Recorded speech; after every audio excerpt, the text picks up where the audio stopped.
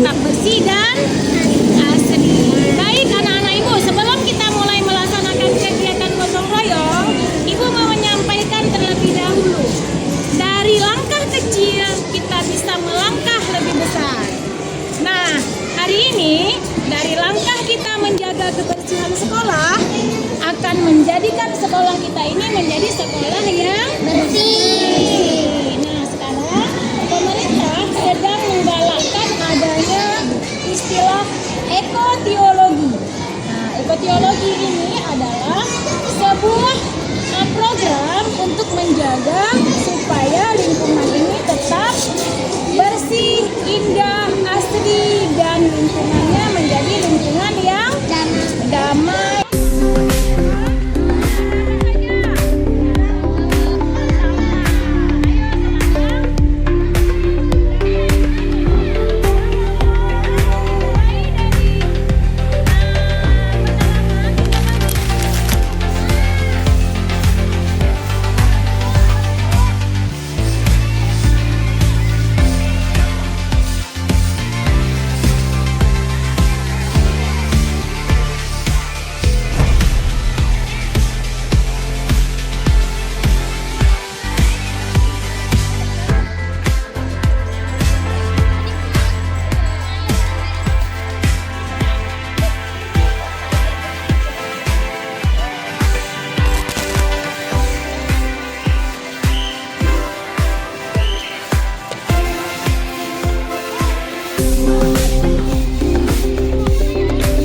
Nah, sekarang kita bersihkan rumput-rumput yang ada di potnya.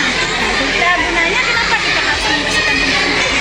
Supaya tanamannya bisa subur karena gizinya nggak diambil dari rumput.